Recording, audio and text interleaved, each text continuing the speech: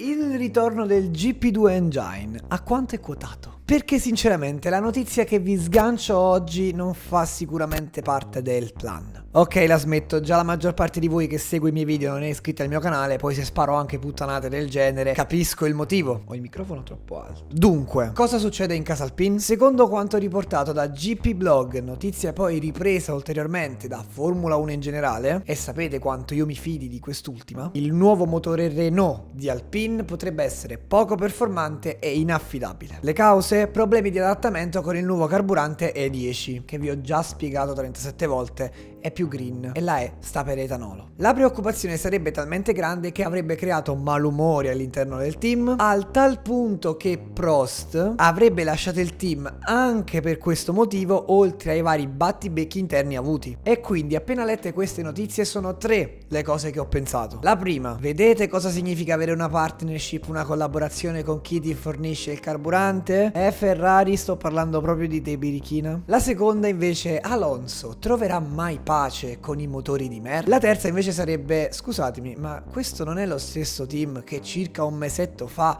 si facevano portavoci di qualcosa di grande, potremmo lottare così colà bla bla bla? Eh sì, parliamo delle stesse persone. Dichiarazioni del 4 febbraio dove l'amministratore delegato Loren Rossi avrebbe addirittura affermato di avere un asso nella manica. E visto che quando parlo di Alpine o di Aston Martin ho un pelo di problemi, vi comunico anche dove ha dichiarato ciò. Queste dichiarazioni sono state rilasciate a Motorsport Network e a Marca. Ragazzi, testate non piccole.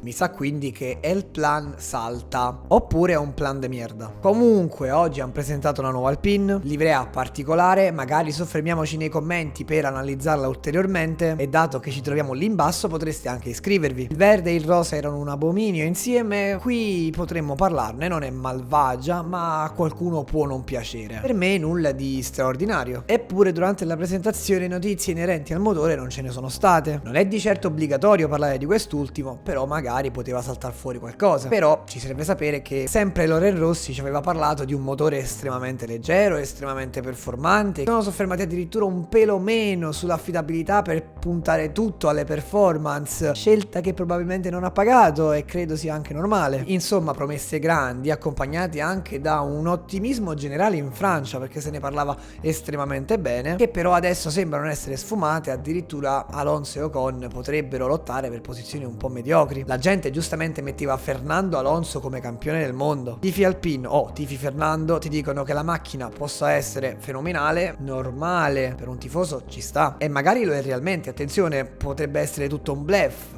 Però se analizziamo il contesto generale di Alpine non mi sembra che ci siano le condizioni ottimali per qualcosa di grande. Solo 4 giorni fa è stato annunciato il nuovo team principal Otmar Szafnauer. Non dico che sia tardi, non vivo le dinamiche dei team, magari è perfetto, è il momento giusto e io posso sbagliare, però ragionandoci attentamente mi viene da pensare che chi ha grandi ambizioni deve pur trovarsi in un ambiente lavorativo ottimale. O no? E avere movimenti interni, mercato, non mercato, gente che va via, gente che ritorna, non è proprio un bene. Anche perché Fernando Alonso può essere forte quanto vuoi, ma non può fare i miracoli da solo. Ci ha già provato troppe volte, cioè potrebbe anche andare in pensione, povero Cristo. Non glielo auguro assolutamente, Fernandino devi rimanere. Comunque parlo delle previsioni di mercato in questo video, pensiamo ad altro adesso. E quindi bellissima, bruttissima la livrea che sia, adesso so che questo video dovrebbe essere interamente dedicato ad Alpine, però sono tante le notizie che sono emerse in questi giorni e io non posso non soffermarmi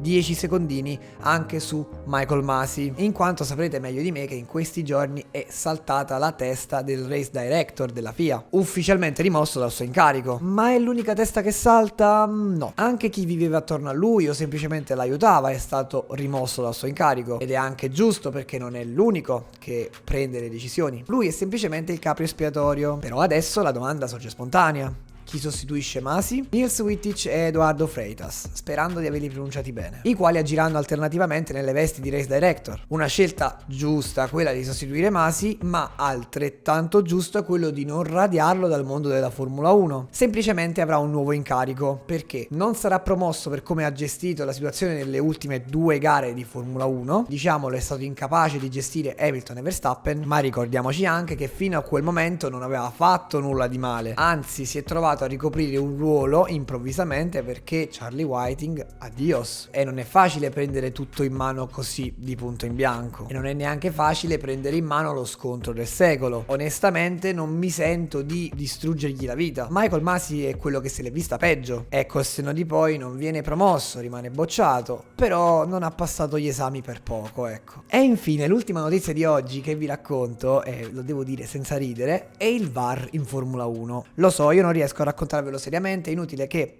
faccio finta di nulla, però perché? In sostanza la Virtual Race Control Room, comunemente conosciuta nel calcio come il VAR, dovrà gestire e o evitare situazioni spiacevoli come quella accaduta ad Abu Dhabi nel 2021, andando ad analizzare una referenza video messa in un determinato punto della pista. Questa soluzione, stile falco nel tennis, non è male, ha senso, se non fosse che in Formula 1 ci sono 300.000 videocamere, sia in pista che a bordo delle vetture. Addirittura quest'anno le abbiamo viste sulle visiere dei caschi dei piloti. Serve solo qualcuno che prenda le decisioni corrette col giusto pugno, usando lo stesso metodo con tutti. Il VAR può sicuramente tornare utile, ma secondo me sarebbe meglio andare a potenziare gli organi o quella parte che gestisce il tutto. Serve solo qualcuno che prende le decisioni senza avere paura, e dividere il lavoro addirittura a 2 race director non è secondo me una cosa ottimale, perché 2 persone sono 2 metri e quindi 2 misure diverse. Io spero vivamente di sbagliarmi, perché comunque prendere in mano delle scelte così importanti è difficilissimo e io non sarei in grado. Non è detto che two is meglio che one, e dovevo dirlo così. Scelta sensata invece è quella di rimuovere la comunicazione team radio tra team e FIA, perché per quanto possa essere spettacolare,